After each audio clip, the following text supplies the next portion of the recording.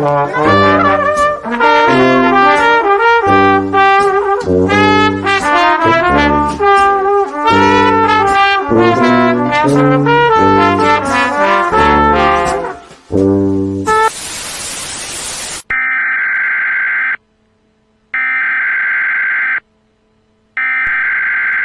interrupt our program to bring you this important message.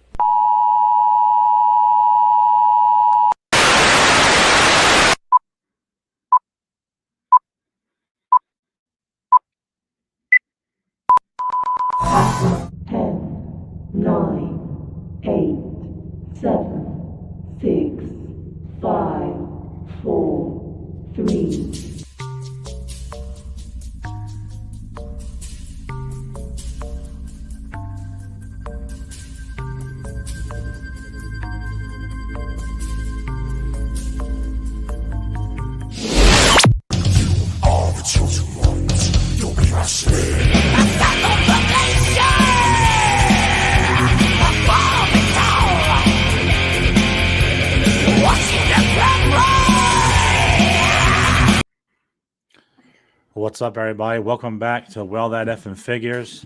Tonight, we have a very special guest, Rawl Paredes.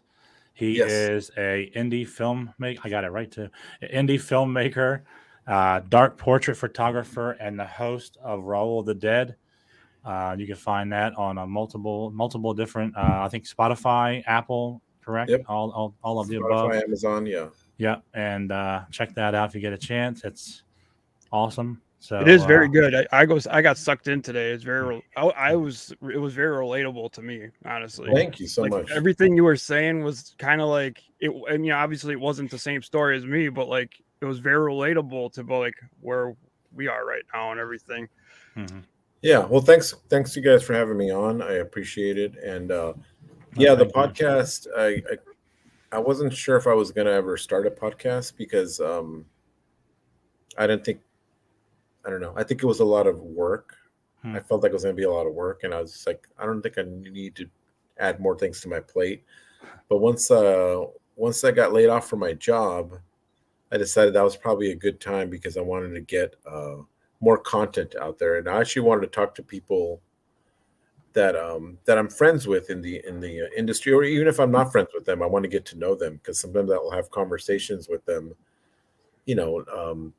whether it's on the phone or in person. And sometimes I think it's interesting just to, because I'm a curious person anyways. So when I ask them questions, it's just for my curiosity. And I figured I go, this might be good to do on the podcast for people to hear it and just have like a normal casual conversation and just stream it somewhere, make an audio. So I go, maybe I should do the podcast because I had been talking to people like for the past year, and I always enjoy like getting to know them and diving in deeper. And I was like, I think it's a good time to start the podcast. And so, I started it in late September, and it'll be back in March. I'll have some episodes done by then. So right now I have only one episode, but I want to have at least 5 to go by March. Okay. And you've been doing that since we were talking backstage September. Yeah, I started it in late September. Actually, it was supposed to be September, but I actually ended up launching the first one in late August. Okay. Just because I already had a few guests I had 3 people that already that I had on the show, and then plus my intro episode. So I have 4 already, and I decided I'm going to start August. So late August, I started my first episode. So it went all the way through all the way till December. Okay. You took a little break for the holidays, and now you're back. Yeah, just because it's hard to get guests. And not that it's guest driven, but since it's just me doing the podcast, I don't have like a co-host. Mm-hmm. I just decided just to take a break for myself because I had all these other projects coming up, which we can get into. And then I want to be able to stack episodes so I can so my goal is to do one every week.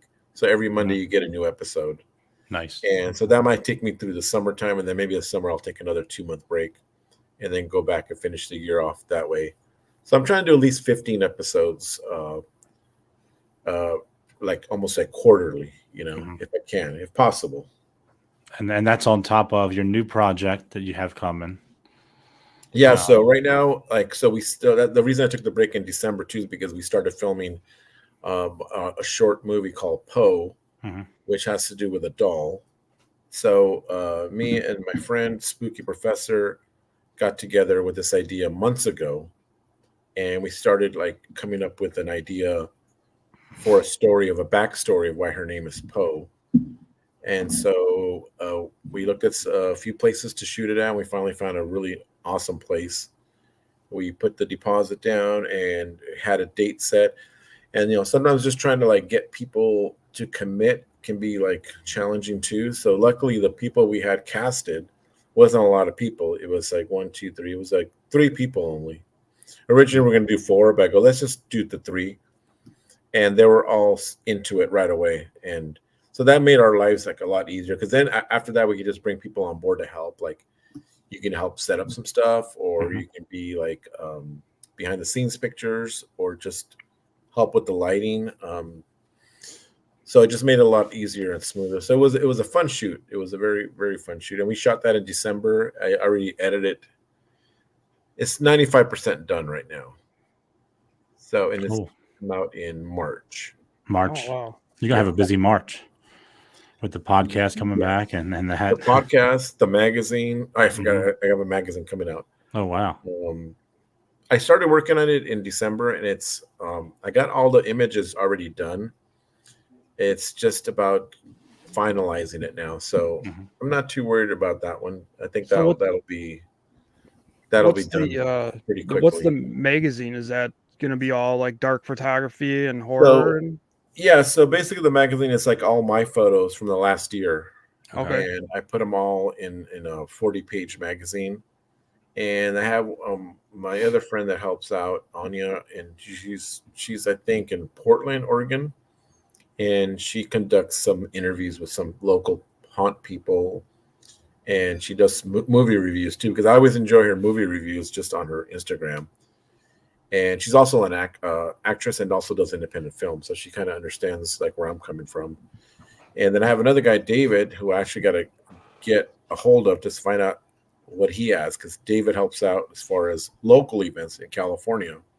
So like a Midsummer or any of the Witches Brew, and he kind of gives like an event review. So that's about it. I used to have interviews on there, but since I started the podcast, I decided let's just do away with the interviews on the magazine and just hold it off for the podcast.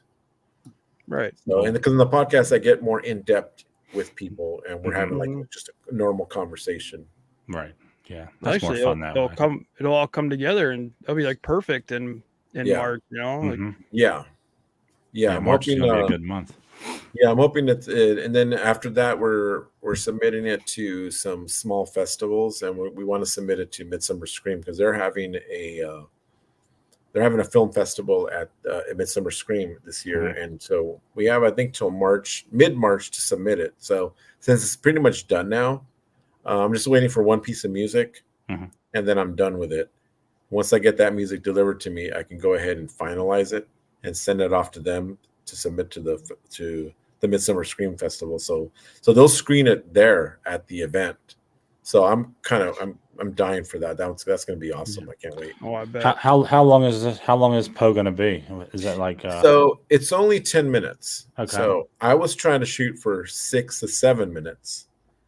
But we were writing so much stuff and ideas down for it that it was becoming, I could easily see a half hour, and that was going to be way too long. I didn't want to do a half hour. Plus, I think people's attention span kind of, if it's not really good and tightened down, people's attention span can go. Okay. I didn't want that. I wanted something where it's a good 5 to 8 minutes long, where it's just interesting from the beginning to the end. Right. So, and once I started editing it, it was like I found out it was about 10 minutes. I go, that's fine, because we were telling enough story to fill that all out, and there's nothing boring in it at all. So it just keeps going. So, so we kept it at 10 minutes because I couldn't cut any more. I couldn't cut anything else out out of it. But it was very much a learning process to shooting that, because you're up against challenges with time, with things like with audio stuff, continuity, direction, making sure people know what their next line is or what their next move is, and then keep it consistent, because I do a lot of different angles. And now I'm beginning to realize why people do the take after take, because you could do like a 2-person process where it's a wide, just one shot. Then you do your close-up, your medium close-up. Then you do an extreme close-up. Then you could do a different angle. And then, so that's already 4 different things. And then you do the other side, and that could be 4 different things. So in the real world, I would, if I had all that time to do that, I would totally do it that way, where I have all these different angles and then play around and post of how I wanted to interact.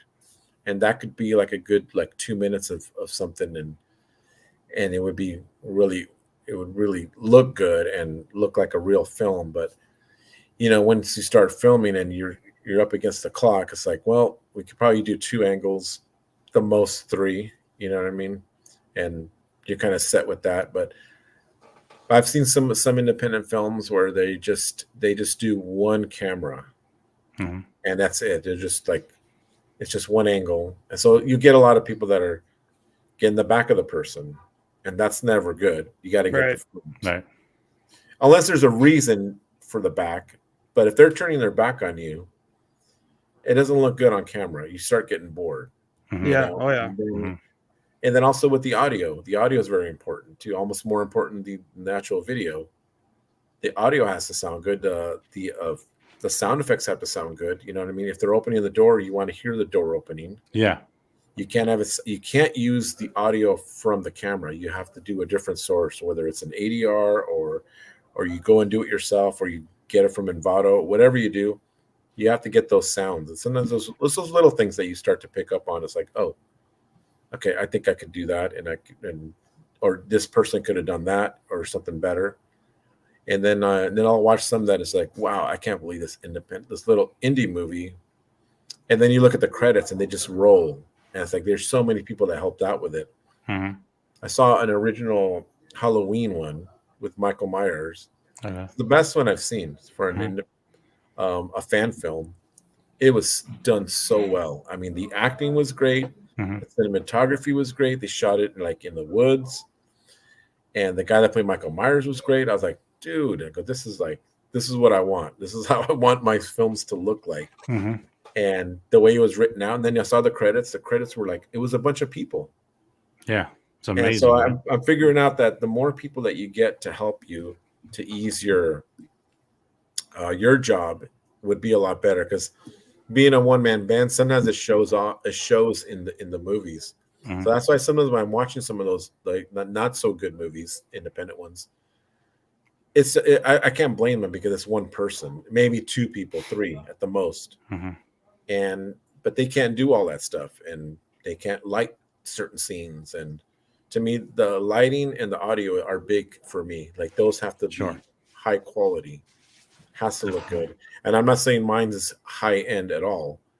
But if I could sit there all day and just dial in the lighting just for one scene, I would love to do that. But there's time restrictions where it doesn't allow you to do that. Right. Yeah. Let's say what's up to the chat real quick. They're cooking right now. They're on fire. Oh, okay. I can't see anything on my end. Oh, well, we got Rolando here. Welcome, Rolando. He's always here. Hey, Rolando. That guy is busy. Hello, Janine. What's up? Welcome. Thanks for showing up. Flex is here. Sister. Flex. Pat's fan for life. Oh, and thank you. Yeah, I got my Millennium Workshop sweatshirt. What's up, Ken? Oh, I was gonna wear mine. I almost wore mine tonight. I have a black with the white lettering. And dude, he's gonna have the whole YouTube outfitted with them soon. I know, right? But oh yeah, lighting. Just doing my YouTube videos, man. I have a problem with lighting. Lighting is hard. Yeah. I mean, I was even this audio too, right? This interview here, I was telling you, I was trying to set up this camera here just to get good quality of video, since he told me it was gonna be video, but I didn't have any more time left. I took a bunch of like business stuff earlier, and the next thing I know is almost 5:00. I go, I got to get ready for the podcast. So the only thing I did set up was my light right here, and I go, hey, sorry, my cat's right here. That's all right. And at least this will look at least decent. We've had it all happen on this show. Yeah. Oh yeah, cats welcome. Cats are welcome. Yeah, cats are welcome. We're animal friendly. There you go. She sees that I'm talking to somebody, so she wants to get in on the She's jealous conversation. She wants you all to herself. Right. Yeah, I see what you're saying though, because like when I watched your Leatherface versus Jason, I enjoyed it. By the way. I enjoyed that a lot. I watched it like 3-4 times in a row.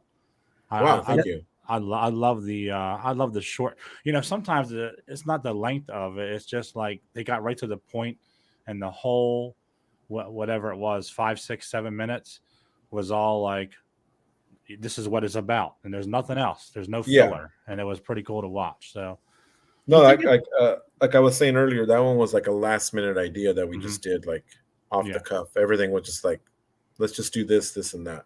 Right. Yeah, that's pretty amazing. They really looked great. You went for a photo shoot, and then it turned into that. That's pretty amazing. Yeah, it was. They hired me to do a photo shoot, and then I go, I have an idea for a video. If as long as we're all here, like how often I get Leatherface and Texas was not Texas. I'm sorry, Leatherface and Jason together. Yeah. And I was like, we got to do this. You know, we got to get this. We got to get this rolling and do some video. You know what I mean? And it was outside, and it was like nice and cloudy, so the lighting was perfect for it. You know. I almost feel like it would be. I don't know if it is. I almost feel like it'd be harder to make a short because like deciding on what part, or like to get everything you want to say in that short period of time, or what you want to say in that short period of time. Yeah, it's challenging. Yeah, because you always had all these ideas in your head, I'm sure, and then you got to narrow them down to what you want to focus on in like 5, 6, 7, 8 minutes. That was the challenge with this Poe movie because like we had so many ideas, and we have to like eventually scale it down to like, let's just keep it as simple as possible and not overcomplicate it.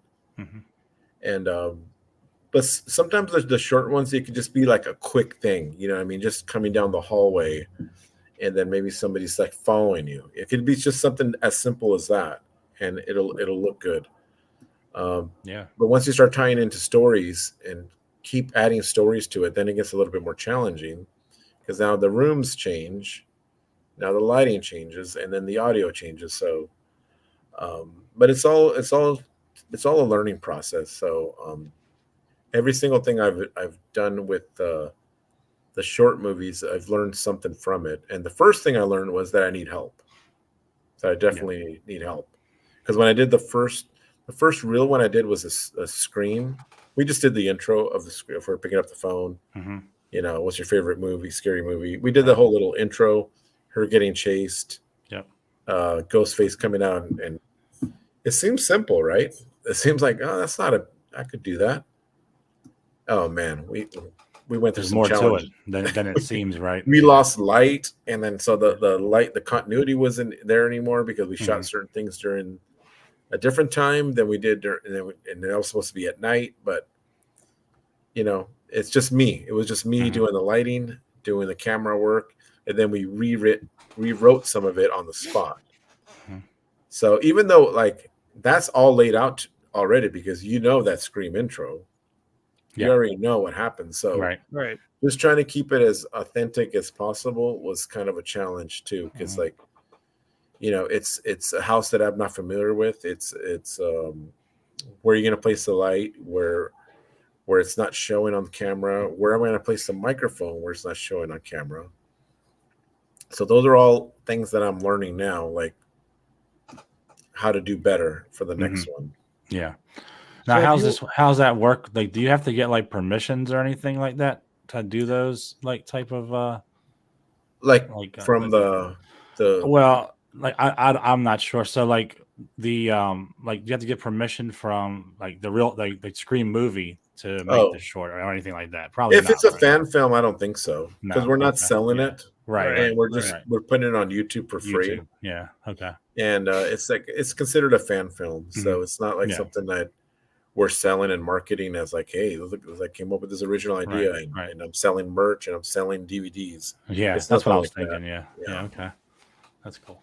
So has it always been horror? Like, is that how you've always been into horror? Or like, Yeah, how'd you get into, what drew you to like the horror and the dark photography? I've always been into dark stuff anyway since I was a kid. So growing up with even like just bands, like it was in a death metal band.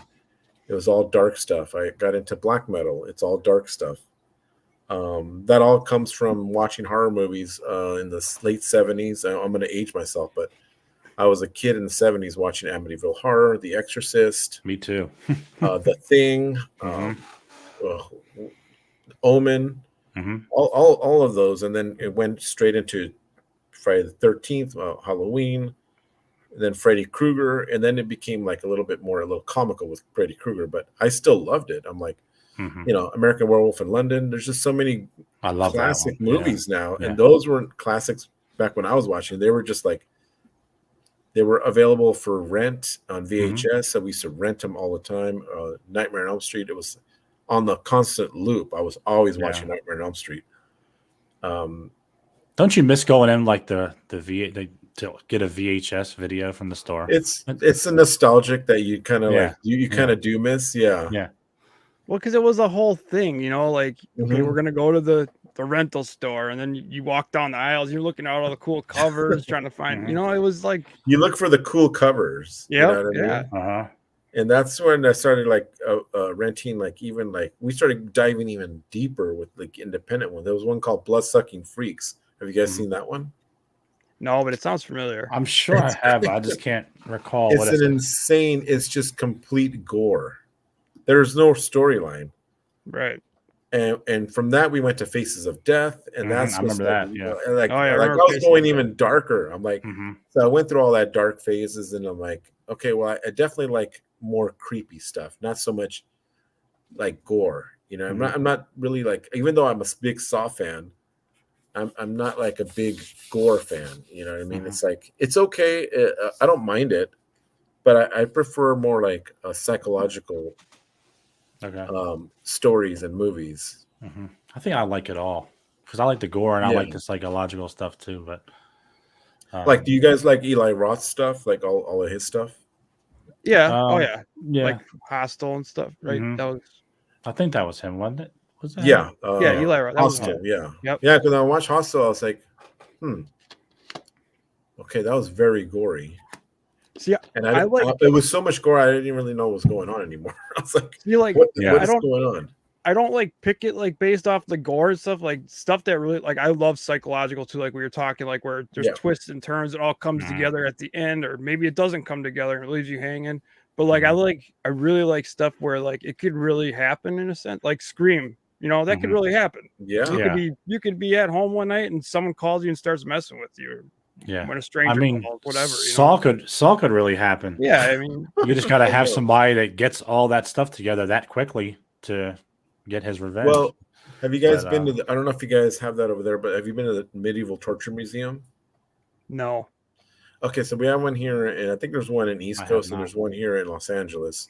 We went to the soft opening just to see all the torture museums, and we kind of all decided to go, this is where all the gore movies get their ideas from, especially movies like Saw, because it was very creative how they tortured you. Like there's one where I think they put you in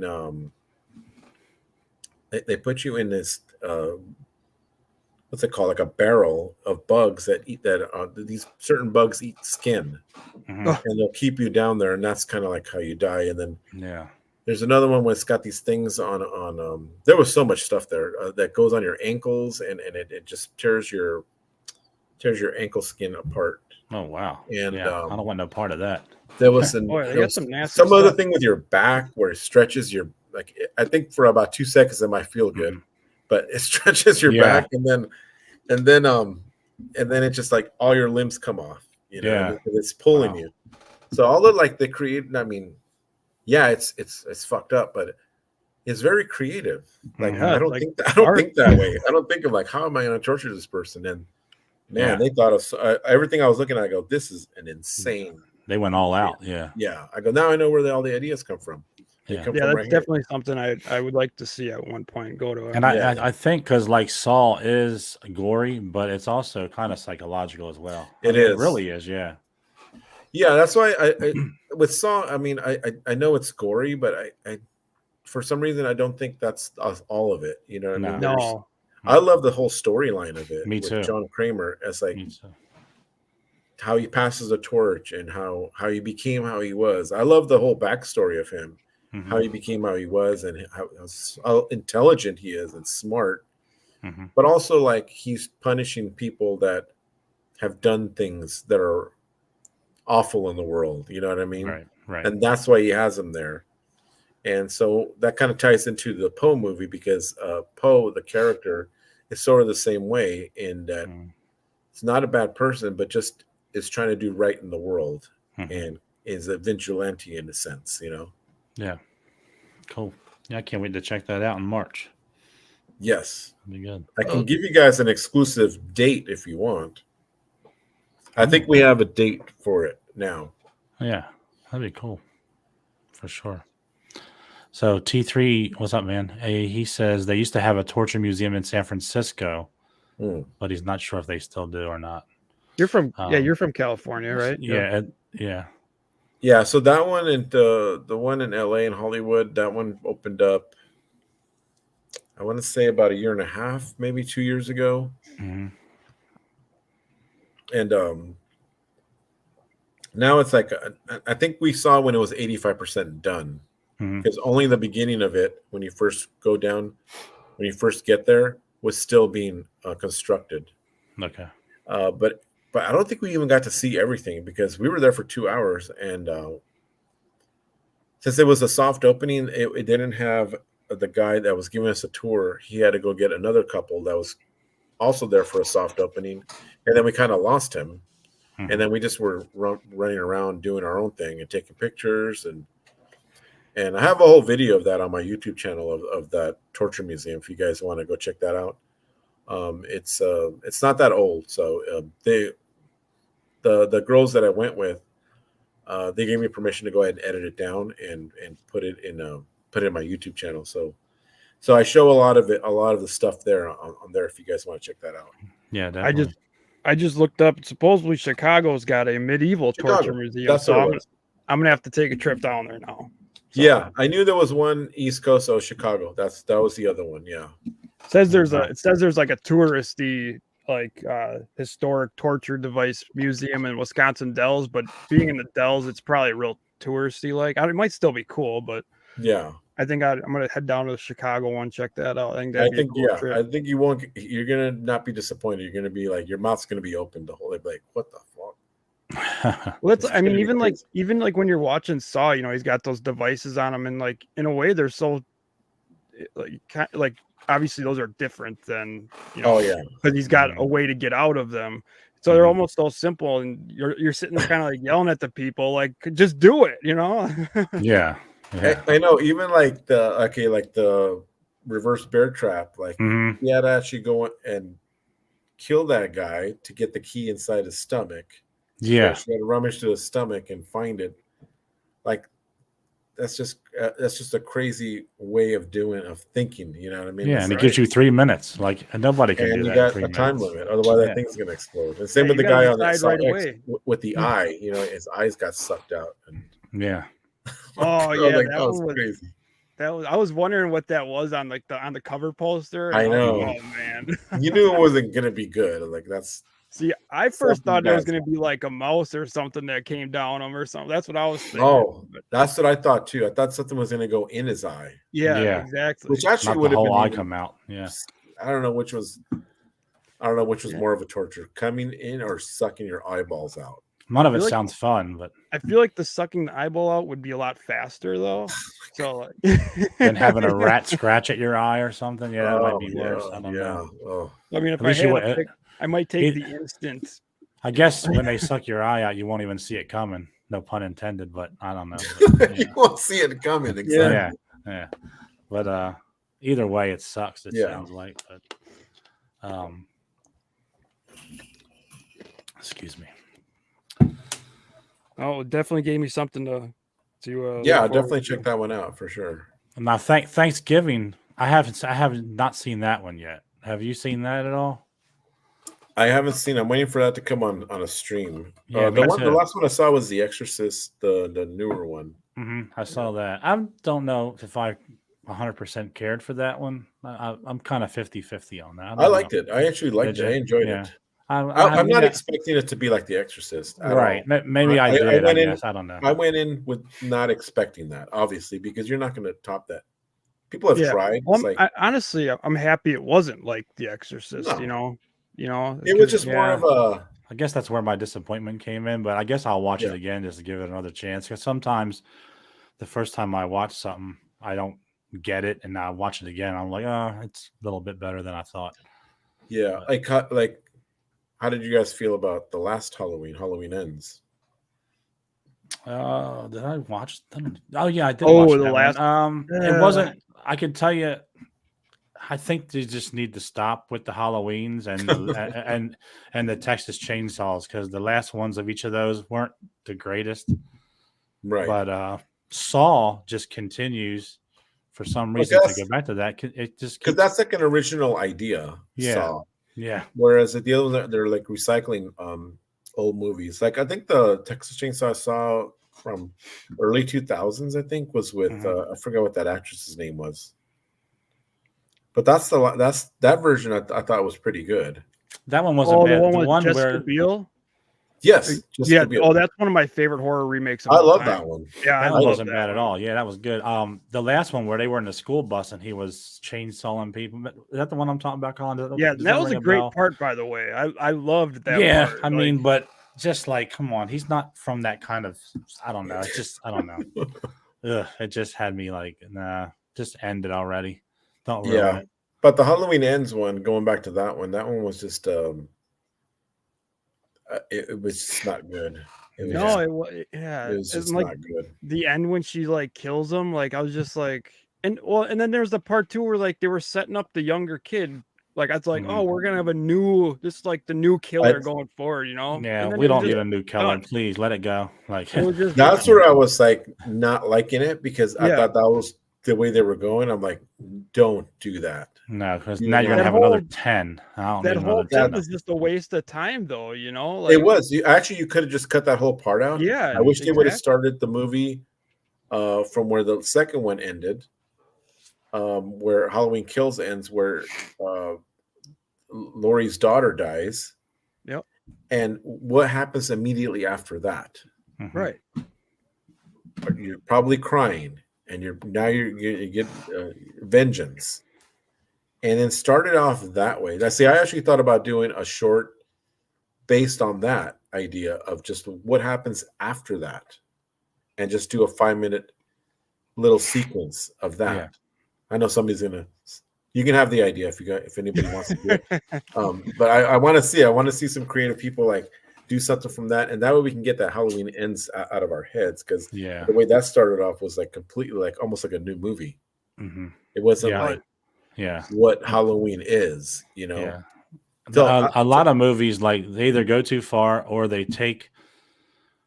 I'm going to give you an example in a second, but like, there's been movies where you're like, it should have ended here, but it went Yeah. on another 20, 30 minutes. Like the last Terrifier 2. Oh, I haven't seen that one. Me and Colin always talk about it. Should have ended here, right before the Mhm. fun house, and you'll see what I'm talking about. But when you watch it, but it's like you could have shaved off about 20, 25 minutes of ruining that movie, in my opinion. Like, Was Terrifier? So it's Terrifier 1. I've seen like about I think a good hour of it, Mhm. and it's not because I got bored or anything. I think I had something to do, and I just never went back to finish watching it. and then I just kind of forgot about it. But I know it's like a low budget movie, and I think that's kind of what was bothering me a little bit about it. But other than that, I thought it was pretty good. I liked both of them. What I I just saw. think they could have ended it a little bit sooner. But I think they're doing a third one now. Yeah, they are. It's amazing what they Why not? did in that movie with such a low budget. That's what's crazy to me. Yeah. You No, know, they had like, some good special effects makeup people and it's just special effects people doing all the blood and the cutting of the bodies, and yeah, it was insane. Yeah, because that's the one scene I saw on the first one. I was like, "Holy crap! I didn't know we were going there." it's like a good old slasher film from the 80s. I remember that creepy clown, thumbnail on the streaming services dude. It was on there for a long time, and I was like, I just never watched it. And someone, when Terrifier 2 came out, people were like, "Oh, they're thrown up in the museum or in the movie theater and all this stuff." I'm like, I got to go back and watch this first one now. So I watched it. Yeah. I'm like, what have I been missing out on? Like, I'm the same way because I know my friend crazy. Scott. Scott was the one that said, "Have you seen Terrifier 2?" And I said, "I'd never seen Terrifier 1." Then I went and watched 1 and I watched 2, and I'm like, "Holy shit! Where I've seen this clown face before, but I just never stopped, and I don't know why." Yeah. But actually, I met David Howard Thornton at one of the horror cons that was out here. I did too. I met the whole crew. And he's really, really cool guy. And he is. I think we were talking about the strike. Like we're just having a nerd talk about the actor strike. But that's what I think. That's what I think. I asked him. I go, "There's a third one coming." He goes, "Oh yeah, it's already done. It's in the works. Like they already shot it, and they were just doing post stuff." So, and I think he's appearing again at another one that I think Creep by Econ. I think he's going to be at that one. I can't remember, but there's so many celebs. The whole original Scream cast is going to be at Creep by Econ. Ooh, I would love to go to there that. There was a previous Terrifier. It was called Hallows Eve, like Captain Spaulding said in the chat. It was like 2013. Oh, really? Somewhere around that. That sounds familiar. But Hallows David Eve. He didn't play the clown. It was somebody someone else. Yeah. Okay. So he did the 2017 one and the I think it was 2021 or 22 now, whatever that was. Oh, and hello, Captain, by the way. Another big horror fan. Yeah, he got Art the Clown tattooed on him. I'd like to have that. I would like to have that. Oh, and Carlos, that's what we were talking about in Saw X with the eyeballs getting sucked out. That's where we got that from. Yeah. So I'll be at so going back to Creep by Econ, I'm gonna have a photo booth there with my friend Spooky Professor, who's gonna play Samara from The Ring. And we're gonna have a couple of props there that people can take pictures of her coming out of the TV or the water well.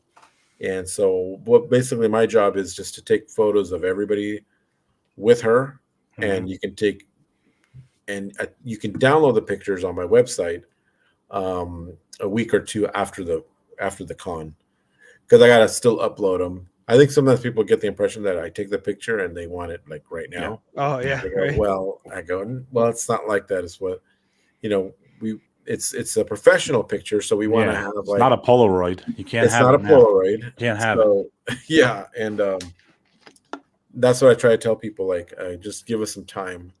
But that's the one we're doing. So we're doing all 3 days, February 2 to the 4th. Is that Las Vegas? Is that where that one is? It is in Ontario, California. Okay. Yeah. Well, so it's right here Captain on the Inland Spaulding's Empire. going. Oh yeah, Captain Spaulding's going to be there. So Maybe he'll stop there you by go, and check you out. Yeah. Look for a guy come covered in by the photo booth. We're going to be in the main hallway, like right when you come into the doors. You just go straight, and we're going to be in that. I mean, we're not going to be in the showroom area, or where the autographs are. We're going to be straight in the middle, and just keep going, and we're going to be set up right there. So it's a lot of setup time for that, because we're getting professional makeup done, we're getting the props being made. We're bringing people to help us to pass out the cards to where to get the photos from, and then we're setting up all the gear and lighting and the smoke to make it look good and not make it look like you're at a convention. Yeah, and that's the whole goal of it. That's the whole reason I've done these photo booths. So I did one at Midsummer, Creep It Real.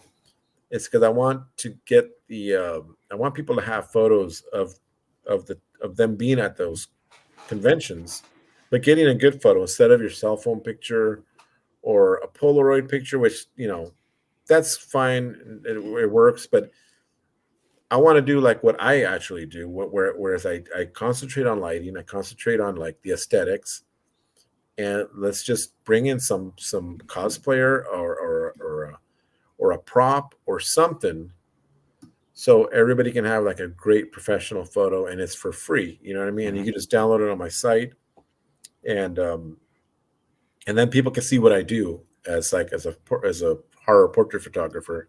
They can go to the site and they can see I have a bunch of photos like that. And if they ever want to, they need some photos done like that, they know where to go. Mm-hmm. And it's just fun to do. It's fun to do for people, and meeting so many people. It's a fun thing. So that's the one that's coming up in February. And we're excited to do that one. It's actually coming up next week already. So that's actually brilliant. Wow. Because like, not only, I mean, you think about it, some of these cosplayers, the time that they put into their cos, and they hook up, they link up with you, and now they know you. So a little bit of promotion for both sides. Yeah. Brilliant. Yeah. So do you do a lot of conventions? So I just started doing this is probably the fourth one I've done. The first one I did was kind of more of a test run at Creep It Real last year, so 2022. At the end of they gave me a shot to do it. So all I did was set up a backdrop and some lights and some smoke, and it was just me. Okay. So that's another thing. I quickly learned I need help. You know what I mean? I can't even go to the bathroom. Yeah. Or get food or walk around. So the next one, I wanted to step it up a little bit more. So I did Fear Fair. Was it Fear Fair? Yeah, Fear Fair was a few months after that, and again learn from that a little bit. That one was a little bit dead because right after the New Year, and I think everyone was just kind of don't want to do anything. And so then for Midsummer Scream, that was the big one. That's what I was saving, like more of like thinking bigger and what we can do for that one. And so Midsummer Scream from just this last year, it was like their second show coming back full storm with new vendors, new haunts, new experiences. So having me on board as well to do the photo ops, and I wanted to do a zombie apocalyptic background where like the zombies are coming out, with their hands are coming out, and people can take photos there. So we had it was consistently busy. And again, I probably could have used more help and stacked up the flyers a little bit more. We ran out of flyers by day 2. And we are just telling people, just go to the website here, just write it down or take a picture of the banner or whatever. Right. So also learning that, try to expect more. Then don't underestimate it, always overestimate it. So now getting ready for Creep by Econ, I made sure I got all my flyers. I got thousands, and I got some in the back burner that are ready to be printed for next week, just to have some extras in case we need some more. But yeah, I do. I'm only planning on doing 2 a year for right now. So I'm doing this one and then Midsummer Scream coming up this year, and those are the only 2 I'm going to do this year.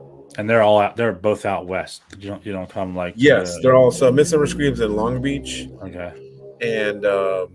And Creep by Econ's in Ontario in the Inland Empire area, which is like 30-40 minutes from where I live.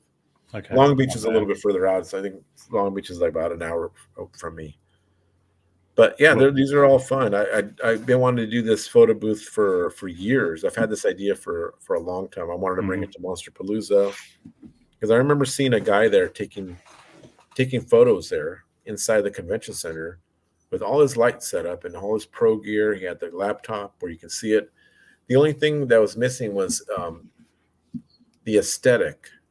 So it was almost like you're taking just a normal ecom picture with a white background and all even lighting. And it looks cool. I didn't mind it. Like I saw the pictures, I go, these are pretty cool. And he was getting a big line for just cosplayers. And that's what gave me the idea. I go, if we can just take that idea, but maybe decorate it to like, it looks like a haunt. And then once I started going to the Midsummer Scream and seeing all the cool facades they had there, I was like, this is what it's got to be. It's got to be something like this. Like if we can just take this facade, put some lights around it, have some great photos taken with just everything around it, and you could take it home with you.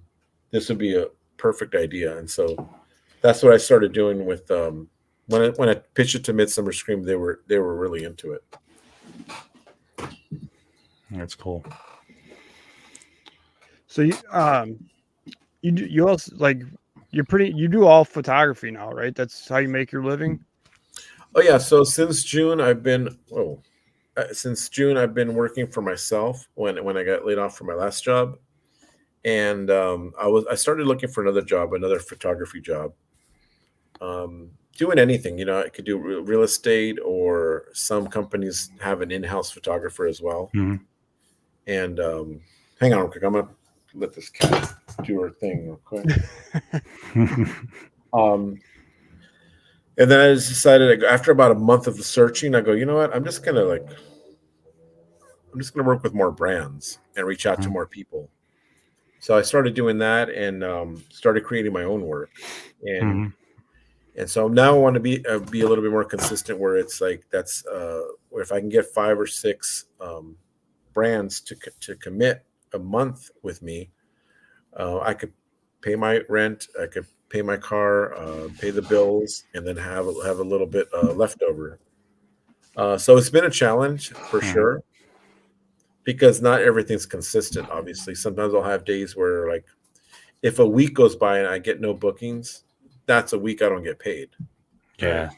So in December was a little tough because I had a couple of early shoots in the month, but then going right into like New Year's, there was nothing. Nobody was booking, obviously. So everything I had to kind of scrape by. I scraped right through through the New Year, and was just able to kind of scrape by. And even going into January was still kind of slow. I hadn't booked anything. So then it was time to start reaching out once people started kind of getting off vacation. Start like reaching out to brands again, and now it's just fully busy right now. Like this whole month is busy. I have shoots this Thursday all the way till next Tuesday every single day. Nice. And some are double stacked. I have 2 shoots in one day on a couple of them. Oh, that's awesome. And I'm already booking February already. Cool.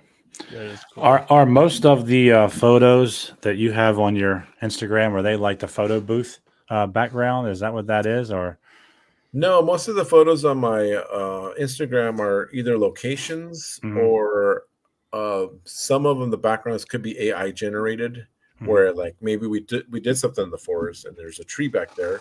Okay. But I might have extended the tree out a little bit more, or maybe the floor, I didn't really like the way the floor looked, so I might do some AI stuff on that. But other than that, most of the stuff on there is locations and some studio stuff. Yeah. And I might post like a couple of pictures from some of the events, like the photo booth, like especially if somebody has a good horror cosplay or makeup, like Larry Bones from FX Faces. Anytime they're doing effects makeup there at the conventions, they bring their guys over after the makeup's done, and we do photos for them. Same with any makeup art. There's another one called I forgot what the other one's called. I'm drawing a blank. I told the guy, you could just bring all your makeup people, and once they're done, bring them here for a photo. And so I go, you can cut right in line. Only because I knew the person that's in that company was on Face Off. It was a show I loved watching. So I go, you guys are good with me. And so I might post some of those pictures, like because the makeup's good, or it's a zombie, or it's like an evil person or a devil or whatever it is. But most of it, I don't really post a lot of them, just because I don't want to repeat the same kind of like aesthetic that we just did. Right. Yeah, you have one that has a demonic nun in a parking lot, and she starts out walking slow, then she gets fast. It's really creepy. Yeah. It's creepy just being in a parking lot. I mean, the way it slows down and then goes fast towards you. That was actually at Blackcraft. They were having a Krampus event, and so that's where I used to work, and they still hire me for freelance work. So that was one of the times they hired me, and my friend, that's Spooky Professor, actually, that was the nun. Oh, really? She's the one that we're doing the Creep Icon. She's going to be Samara. Right. But yeah, she always shows up in some type of outfit. So whether it's Reagan, Carrie, Poe, but this one she did the nun, and I told her, you got to bring the nun. You got to bring the evil nun here. Yeah. So she goes, I'm gonna show up. So she showed up, and then someone had some time. I go, we're gonna do some quick video. Like, let's just have you coming in and just checking out the merch or whatever. Mm-hmm. So it was fun to do that one. Yeah. Yeah, it looked like it was fun.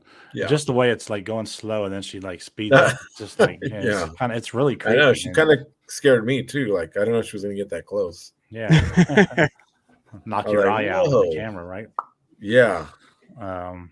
Yeah. I scroll through them and there's so many, like, I love the pictures. They're awesome. They're really nice. Thank you.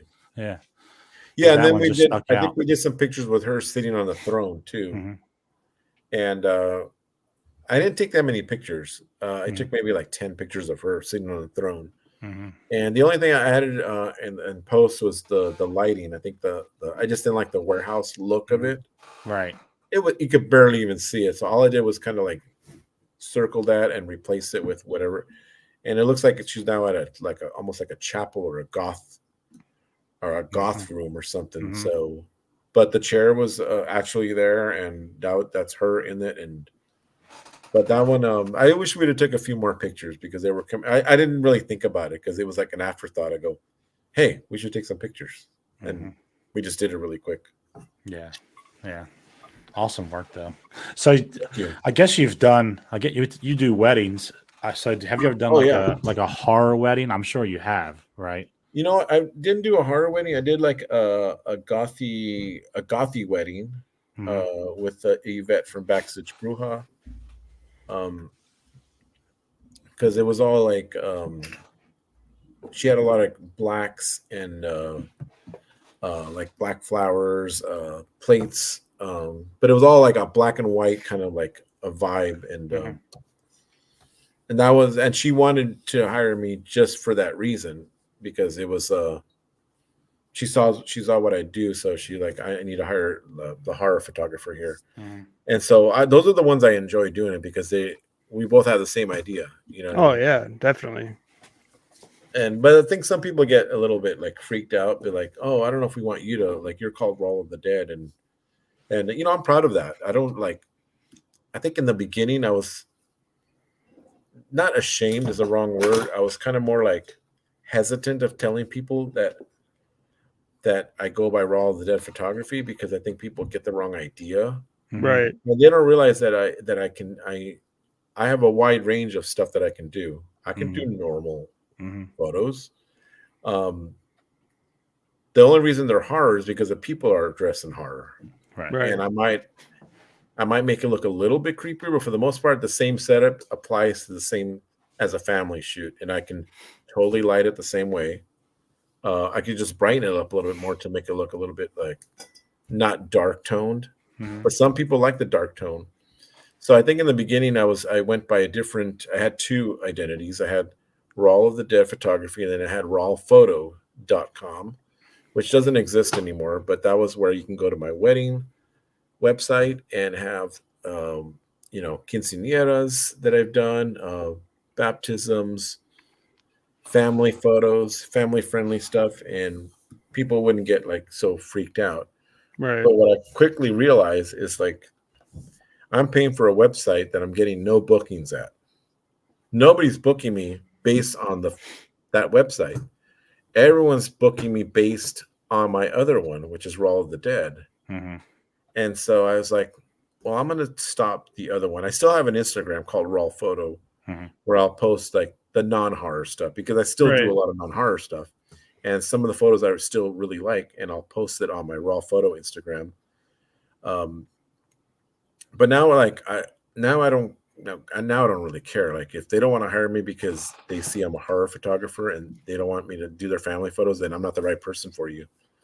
But if you do enjoy that stuff, or if you just talk to me and say, hey, maybe we don't want it that dark, I'll work with you. I work with anybody, you know. I'm not stubborn in that sense where I'm like, it has to be my style or forget it. Get out of here. I'm not like that at all. I'm like, I'm here to serve you because you're my client.